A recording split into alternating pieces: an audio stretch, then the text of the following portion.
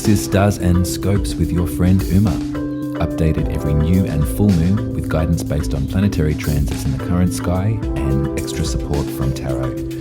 For accuracy, take a look at your rising sign first if you know it, and do feel free to listen to your sun, moon and rising if you'd like the full picture.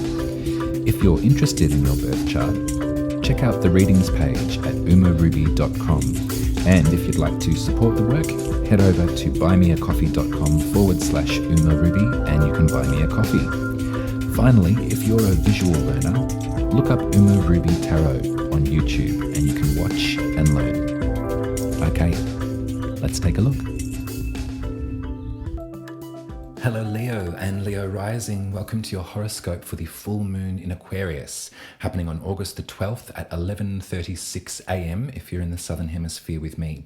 So as far as ritual, either the evening of the 11th or the evening of the 12th will be a perfect time to get that moon rays really into, to bathe in the beautiful glow of opposition for you in a lot of ways.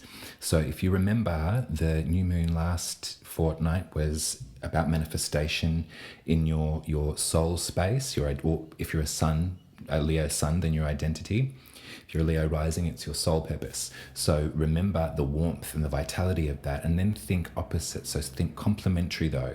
So Aquarius, if you're a Leo rising, rules your 7th house, which is relationships and lovers and romance, romantic partners, and also business associates, things like that. But your nearest and dearest soul contracts, I think, is a best way to describe it. So remember, at a full moon, it's the perfect opportunity to give back to the moon what no longer serves us anymore, what we no longer need. Now, how's the triple conjunction been going for you? Because it's been kind of quite remarkable and effective, hasn't it? If we zoom out and think of Taurus itself on the natural zodiac and what that represents to us as human beings, it represents the land and earth and practicality and all of those sorts of things. And so the conjunction, which was between Mars, Uranus and the North Node, as we discussed last fortnight, that sort of real tension and power and movement, revolution in a lot of ways. If we localize it to Australia, to my experience here in the Southern Hemisphere, there is many examples of this showing up in regard to the land, in regard to Earth, Gaia itself.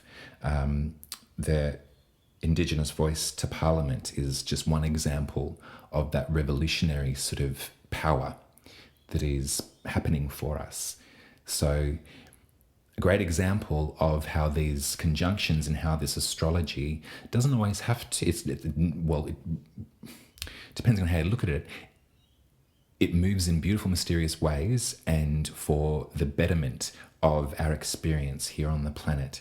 So I think that just as an example, is a great way of unconsciously the collective moving with the astrology. So that's the macro, but on the micro, in your chart, Leo, if you're a Leo rising, then this was happening in your 10th house of your career and your most public face. So let me know what revolutionized, let me know what combat you came into contact with, what has happened in that space for you as far as how you're perceived, as far as what you do for a life's work. Where is the movement there? I'd be fascinated to know. Also, because this full moon in Aquarius has formed a square again with this conjunction. Now, obviously, Mars is sort of moving on, but the energy ripples are still happening. So at this full moon, we have the moon in Aquarius in a conjunction with Saturn. So rules, restrictions, regulations in a positive aspect, I might suspect. I think that there's something about Saturn in Aquarius, they're at home. So as far as the guidebook for humanity is being coupled with this full moon, it's almost like a full Saturn if you think about it in that way. So what's the positive aspect and what's the energy flow between this conjunction in the 10th for you, this rebel rousing sort of energy, with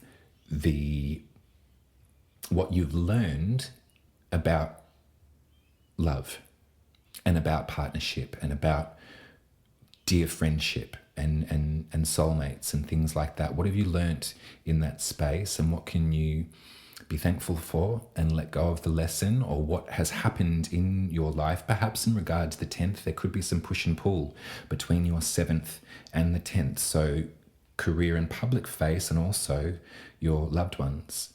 Has there been some pushback? Has there been some lessons maybe to learn? Has Saturn, the regulator, shown you in some way where there is a boundary that needs to be set between your most public self and between your most intimate private relationships? That would be some interesting questions to ask astrologically. So I'm just going to be light on the tarot for the zodiac, but I am going to pull some lovely intuitive guidance. Whoops, sorry. Oh dear, it's a movable feast, all of this, little props. So the tarot card for where the moon is the Six of Swords. So this is moving away from something that is quite choppy emotionally. This is the decision to find the clearing. This is an active card. There's movement in this card. The swords represent our thoughts. Remember that. They could be competing voices for, self-criticism. Maybe if we think about it in terms of the 7th house, it could be the repetition maybe of a particular relationship that needs to be let go of or needs to be looked at. Maybe you're moving to a calmer sea in terms of this relationship, but it's definitely an active, because both their backs are turned to us in this card. So it's definitely, I would suggest that whatever's going on in the 10th for you, this full moon would be a moment to let it play and to really work with the energy of that moon. She's going to be very vibrant, very beautiful. So enjoy that recommunion physically. I think that there's a lot to be learned about this card. I know it's obviously it's affecting all of us in different houses of our chart and different parts of our lives. Very interesting, Leo, to have this play out in the 7th. Work with it, and also remember the conviction of this card. I think would be a really good thing to do, because it is an active step, an active movement away from turbulence. I think that that's really important to reiterate. Because this combustion in the 10th could be, you may not be feeling it so localized. This could be something that you can sort of see and experience. Perhaps you're feeling this conjunction as in a more global sense. But if you are feeling the revolution of the 10th, if you are feeling, and it could be positive too, there could be active decisions or active things that you've said, stances that you've made that you're standing by in terms of your career and what it is that you're doing with your public face. So interesting moon. Lots of squares, lots of hard aspects, but if you're in a rhythm with working with it, then only beautiful things can happen. All right. Oh,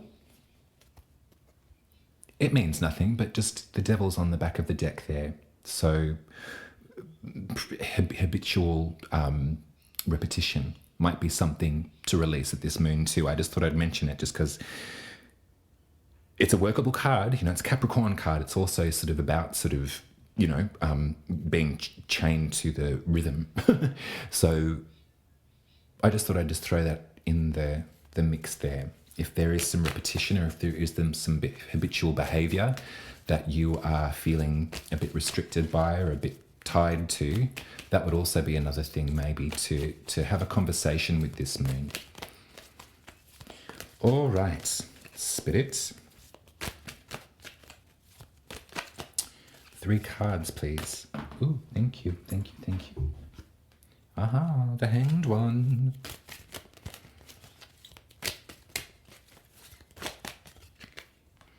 Queen of Swords. 10 of Wands. Yeah, okay. Yep. Yep. So, the Hanged One is not in bondage.